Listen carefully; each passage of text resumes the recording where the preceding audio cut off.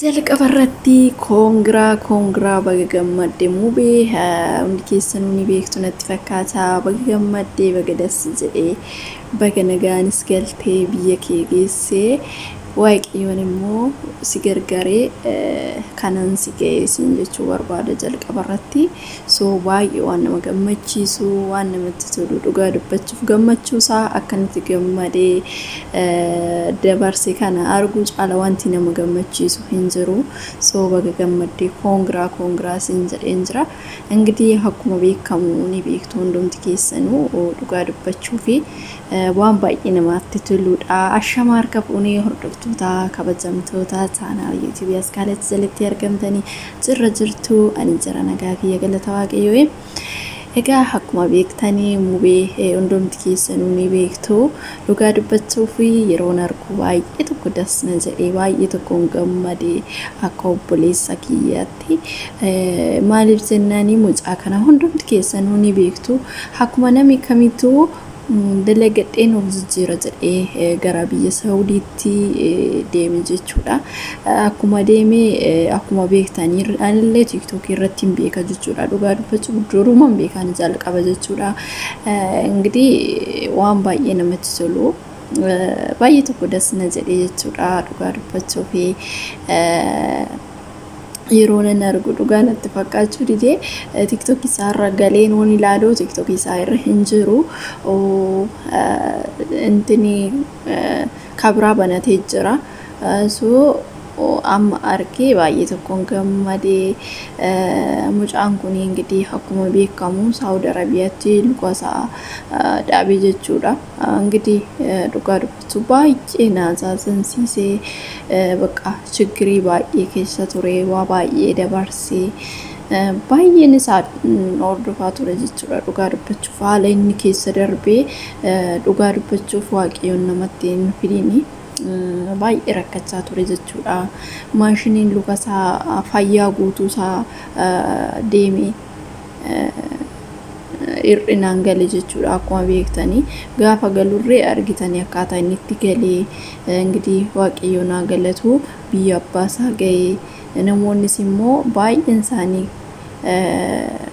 dhugaa dubbachuu kabajanii mucaa kana kabajaan maatii isaa biraan gaanii dhugaa dubbachuuf baay'ee tokko waaqayyoon isaanii eebbisu baay'ee tokko dasna jedhee maaliif jennaan nama akkanatti gargaaruun nama bira dhaabbachuun utubaa namaaf ta'uun baay'ee namatti tola jechuudha namoonni tokko beektanii inni naafuu namoonni tokko immoo akkanatti utubaa gaafa namaa ta'anii akkanatti bira dhaabbatanii isa simatan baay'ee tokko dasna jedha jechuudha እንግዲህ biyyas ga'ee kinu guyyaa cidha isaatii guyyaa qalabatiiti soo akkuma argitanii qalabitii godhatee jira dhugaa dubbachuuf osoo lubbuun isaatis dabarte amma nama kun waaqayyoon isa jiraachise yoo lubbuun guyyaa malee hin baatu akkuma jedhanii waaqayyoon isa jiraachise guyyaa gammachuu kanaan isa ga'e mucaan kun እንግዲህ akkuma beektan daa'ima dhugaa dubbachuuf as ga'e gammachuusaa kana arguu caala waan baay'ee nama gammachiisu jechuudha siqaayii argee biyya ormaati osoo biyya ofii jiraatanii እንግዲህ akkanatti rakkatanii yamma ta'e maatiin illee namatti dhufee nama asoofsiisee akkasuma hiriyoon illee warreen achi jiran Saawudii warreen jiranii እንግዲህ gargaarummaa isaaniitiin kan ol jedhee deeme waaqa wajjiniin እንግዲህ hedduu takka dhugaa dubbachuuf baay'ee takkan gammadee fi jechuudha ani gaafa mucaa kana argu baay'ee natti tolee akkaataa inni ittiin galees simannaa maatiin illee godhanii fi warreen biyyaallee godhanii fi gaafa argu baay'ee tokko natti tole jechuudha እንግዲህ jalqabarratti warreen argitanii mucaan kun waan irra ture jechuudha siqaayii hedduu dabarsee maashinii jechuun ni beektu lukasaa irraa kutee lukasaa dhabe እንግዲህ wabaay'ee sutti dhagahame kan እንግዲህ nama fakkaachuun waan guddaadha kan itti galanii biyya ofii keessatti kabaja qabu dhugaa argitanii biyya ofii kabaja namaaf kenniti namni ofii maatiin ofii yeroo kana laaltanii maaltu isinitti dhagahama isin warreen meeski astaayitii keessan barbaada. Biyyi ormaa hanuma ormaatii biyya ofii yaa gaaddisa garbuu aduun nama narguu yaa biyya akkas gin waan saanatti bakka taadhiifa marre waan saan qabbeeffadhu irraa fadhin jira. So akkasiin jechu jaaladha hordoftoota kiyyaa. Enggidi waan baay'ee natti tolee fi dhugaa dubbachuu fi baay'ee tokko nama gammachiisa. Fayyaa guutuudhaan gara biyya ofiitti galuun tokko kinu kan lubbuudhaanis darbee kan hojjetan saniyyuu dhaabanii lubbuu ofii biyya ormaa keessatti oggaa baay'ee hojjetanii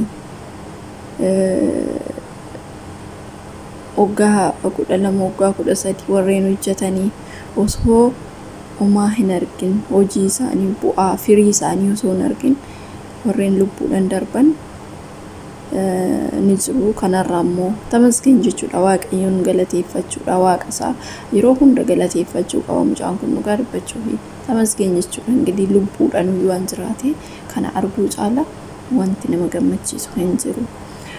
Yaa qormaanni biyya ormaa keessatti waa hedduutu jira kan enggidi akkuma beektan qormaata hedduu dabarsaniiti kan enggidi hanga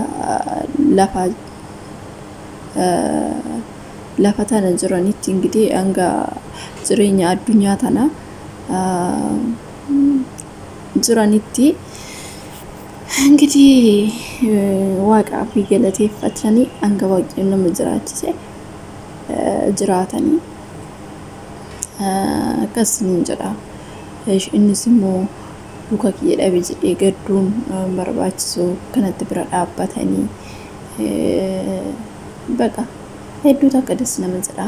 Enggidi waanan fayyaa guutuu fayyaadhaan harka lugni homaa miti enggidi namoota baay'eetu jira kan akkasiitis.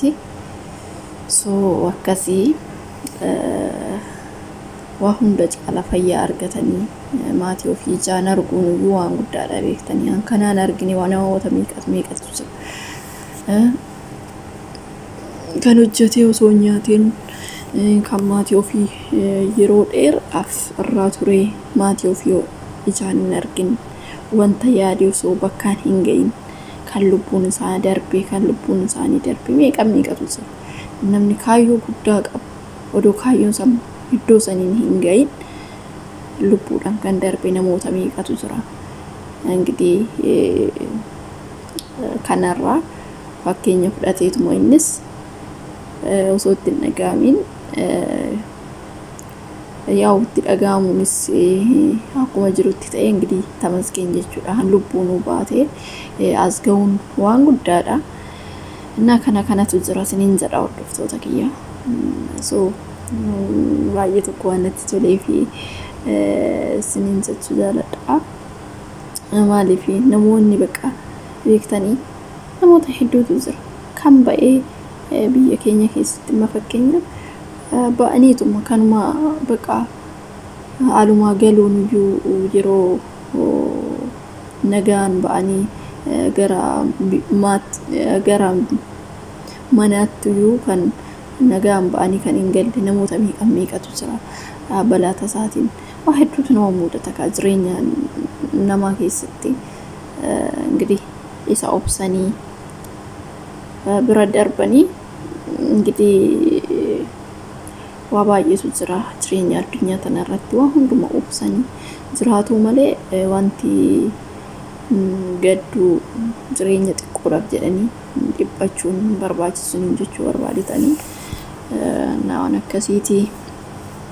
Maaliif jennaani jireenya ofii keessatti yeroo hundumaayyuu gammaddee firii taatee jiraachuun dirqama. Maaliif of dhiphisuu gadduu yeroo hundaa hin barbaachisu. Jireenya addunyaa xiqqoo waan taateef jireenya addunyaa tanarraa hawgaa kuma yookiin immoo yeroo dheeraa jiraachuu waan hin jirreef hanga jirtu sanitti waan gaarii hojjettee mul'achuudha. Wanti guddaan jechuudha. Wanti guddaan waan gaarii hojjechuu waan namarraa barbaachisu. Amma fakkeenyaaf warreen mucaa kana gargaaranii warreen bira dhaabbatanii isaanumaaf waan guddaadha. Waan gaarummaa qaba jechuudha.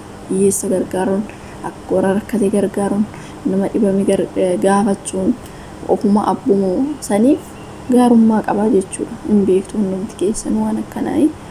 Asoo maal jechuu barbaadetan seetanii warreen mucaa kana bira dhaabbatanii yeroo inni rakkatee cinqii keessa ture sanitti bira dhaabbatanii dhaqanii achi keessatti mana hakimaa san keessatti gaafatanii isa jajjabeessanii waa baay'ee jedhanii soo isaan dhugaa dubbachuu fi waaqa biraanii argatu. Mucaan kun biyya ormaa san keessatti yaa'u Saawud Arabiyaa keessatti ijoollee waraqaa hin qabne keessattuu baay'ee akka dararaman ni beektu. Akkasumas immoo waa baay'ee irra ka biyya san keessatti biyya uummata mataa itti irraa adde biyya Saawudii san keessatti namoota hedduun namni fayyaa qabu dhugaa dubbachuu fi hanga dhiphatu. Akkanatti immoo mucaan kun maalan ta'a laata kan jedhu yeroo baay'ee TikTok irratti dhufee bu'aa ture. Baay'ee tokko waaqa baay'ee tokko naazaazzanaa ture. Ingitii waaqayyoon isa gargaaree inni achi keechaa galee kiinoos kee sinin jechuu jaalladha. Yoo waaqayyo nama gargaaree bakka yaaddisanis nama geessaa. Ingitii eeyyama waaqayyo wajjiniin jechuudha. Waan akkasiitii waan baay'ee namatti toludha.